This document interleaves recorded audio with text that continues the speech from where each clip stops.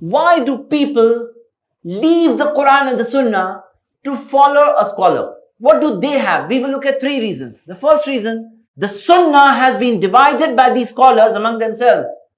Firstly and obviously, we can see that these scholars did not exist at one time and era.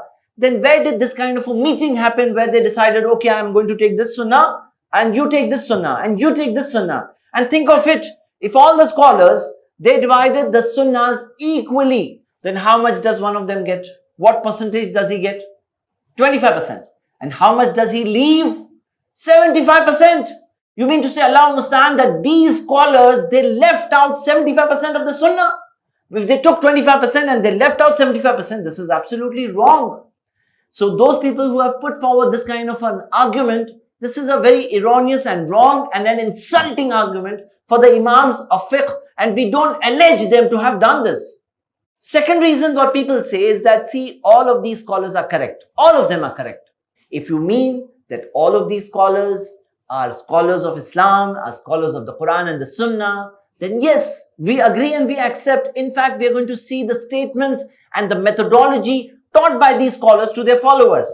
However, if what a person means that all of these scholars are correct in every single issue, then this is wrong. Why? For example, if you are in the state of wudu, and if you have an injury and you bleed and blood flows from your wound, then people will ask you, are you Hanafi or a Shafi? If you are a Hanafi, your wuzu is broken. And if you are a Shafi, then your wuzu is not broken. On the other hand, if you are in the state of wudu and you happen to touch a woman who is a non-mahram, then according to the Shafi fiqh, your wuzu is broken, and according to the Hanafi fiqh, your wuzu is not broken. Now these two are just two examples. The point is, either wuzu is broken or it is not broken.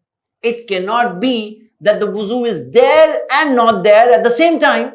It cannot be that wuzu is valid and invalidated at the same time. It cannot be.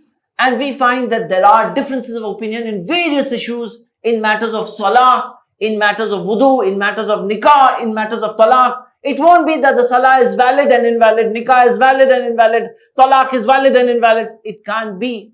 So there are so many issues, and there are scholars who have compiled these differences. What we say is that we respect the scholars.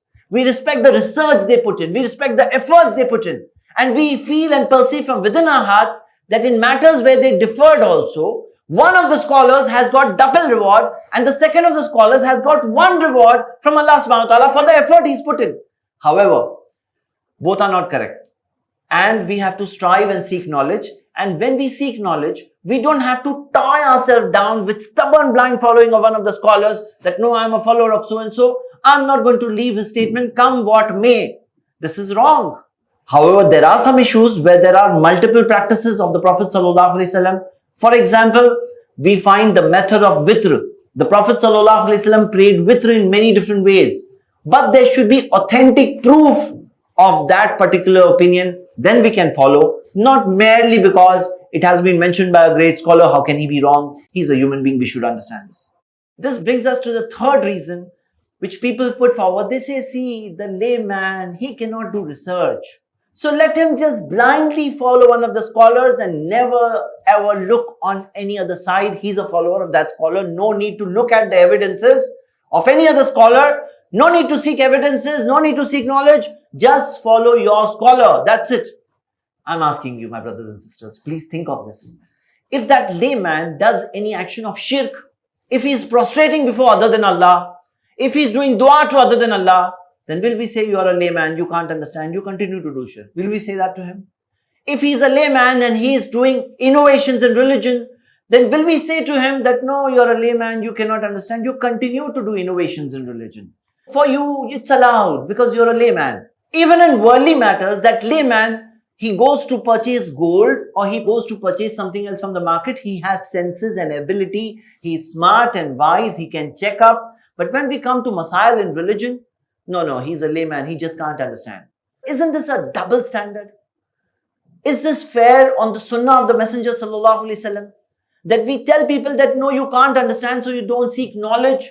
Are we trying to put religion out of the reach of the layman? My brothers and sisters, this layman is encouraged to seek knowledge. After Aqidah, the first thing in Ibadah is Salah. Our Prophet ﷺ said, Sallu kama ra'aytumuni usalli. Pray as you have seen me praying. So we tell him, you seek knowledge about Salah. Even if you learn one thing from our Prophet ﷺ, even if you are able to correct one mistake, it will be corrected in every single rakat. It will be corrected in every single salah. And when finally he stands before Allah on the day of judgment, even if he has corrected just one single mistake, it will make a significant difference in his account on the day of judgment.